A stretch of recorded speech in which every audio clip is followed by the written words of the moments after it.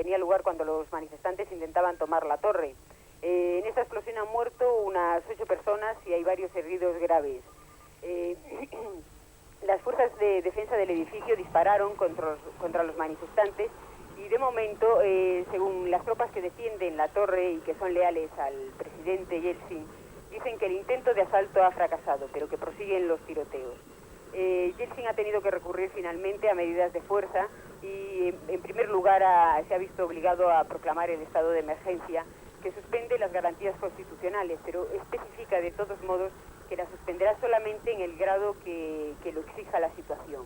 Esta es su respuesta a los últimos enfrentamientos y al avance fulminante de la oposición. Luego, por otra parte, Gaidar y otros líderes pro-yeltsinistas han pedido a la población que salga a las calles para defender la democracia y que se reúnan ante el Parlamento local de Moscú, el Mosoviet, para apoyar a Yeltsin.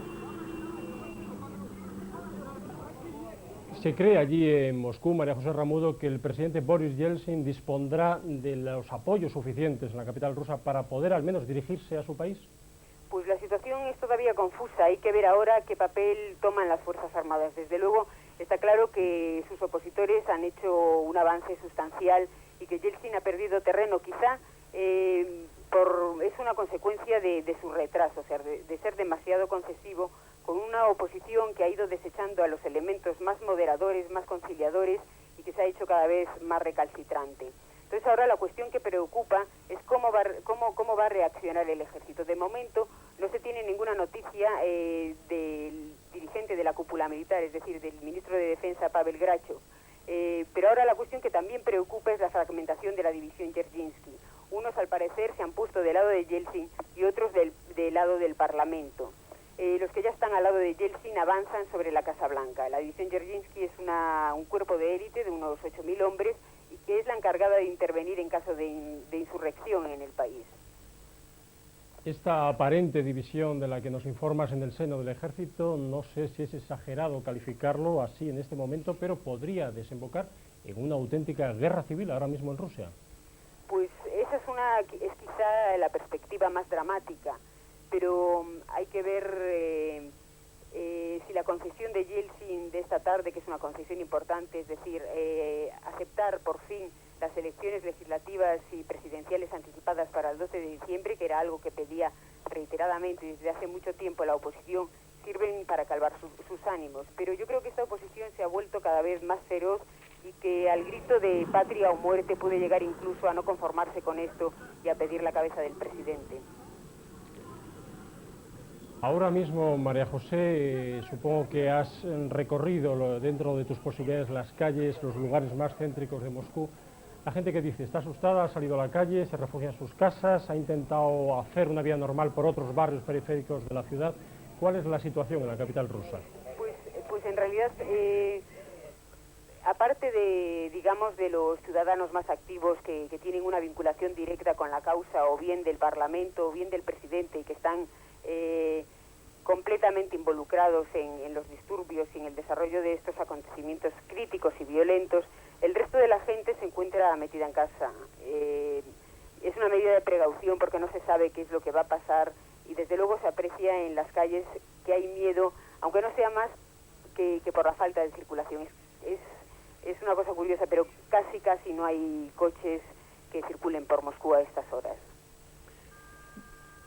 Bien, María José Ramudo, gracias a nuestra corresponsal en Moscú. Antes, eso sí, de despedir esta conexión, me gustaría precisar contigo el número de víctimas del que hemos estado informando. Nosotros aquí en Madrid, según las noticias que van llegando, que vamos recibiendo, hemos hablado de 8 personas muertas en la toma de la televisión y 4 personas muertas en la toma de la alcaldía. ¿Tú puedes confirmarnos estos datos? Sí, esas son las últimas cifras de bajas que se han producido, aparte de numerosos heridos. Numerosos heridos que pueden alcanzar incluso cerca del centenar de heridos. Bien, pues en efecto, gracias María José Ramudo, seguiremos en contacto para recibir nuevas noticias procedentes de Moscú y en cualquier caso volveremos a recibir información en directo desde la capital rusa en el telediario de Televisión Española, en la primera cadena de Televisión Española. Gracias María José y hasta una nueva ocasión. Buenas tardes. Y disponemos de nuevas noticias, las noticias se van agolpando en los últimos minutos. Es un flash de la agencia EFE que dice que las tropas especiales que defienden el Telecentro, la sede de la televisión rusa, han rechazado el ataque de los partidarios del Parlamento que asaltaron el edificio. De ello nos informaba nuestra corresponsal, confirmando esta noticia hace solo unos momentos.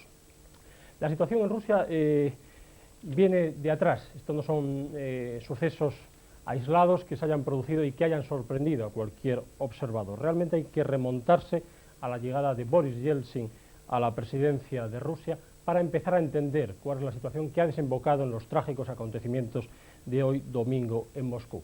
Estos son los datos fundamentales que no hay que perder de vista para entender la compleja situación rusa en este momento.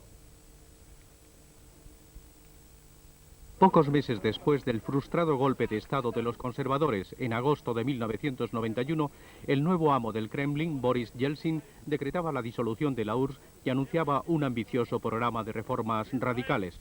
El objetivo fundamental de Yeltsin era doble: impulsar la reforma económica instaurando un régimen de mercado y dotar a Rusia de una nueva forma de gobierno.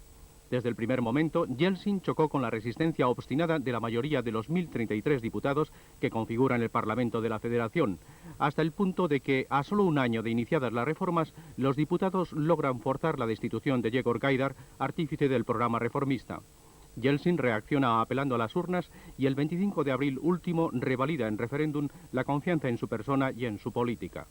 Un 57% de los votantes apoyan al presidente y una cifra algo menor, el 53%, respalda sus reformas económicas. Yeltsin mejora incluso el porcentaje de su primera legitimación moral obtenida por sufragio universal en las elecciones de junio del 91. A lo largo de este intenso y tortuoso periodo de 20 meses, Yeltsin no se ha liberado del jaque continuo a que le han sometido el correoso presidente de la Cámara, Ruslan Hasbulatov, y el propio vicepresidente Alexander Ruskoy, el héroe de Afganistán. Según las normas legales establecidas por el Tribunal Constitucional, para que el presidente pueda convocar elecciones parlamentarias, debe contar con el apoyo de la mitad del electorado, es decir, 53 millones de rusos. Pero en el referéndum de abril tan solo 44 millones se declararon a favor de la convocatoria. El bloqueo legal de los sectores conservadores ha ido en aumento al conocerse el proyecto de una nueva constitución diseñado por el Kremlin. No solo abole el Parlamento actual y el cargo de vicepresidente, sino que establece un régimen presidencialista a imitación de la Constitución americana. El presidente nombra al primer ministro, al gobernador del Banco Central y a los principales jueces. Un parlamento bicameral se encarga de confirmar los nombramientos.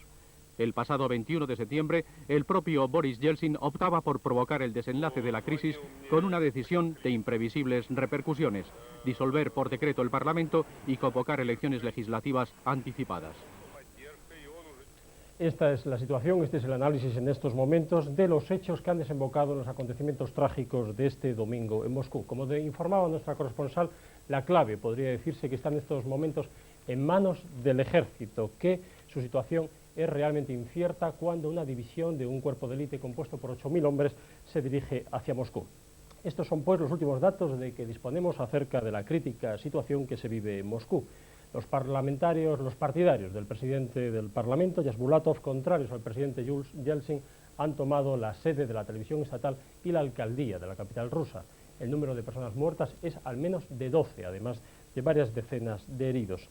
El presidente ruso intentaba hasta hace unos momentos dirigirse al país a través de la televisión, pero la televisión estatal ha sido tomada y de momento Yeltsin no ha conseguido dirigirse a sus conciudadanos. Esto es todo, señores.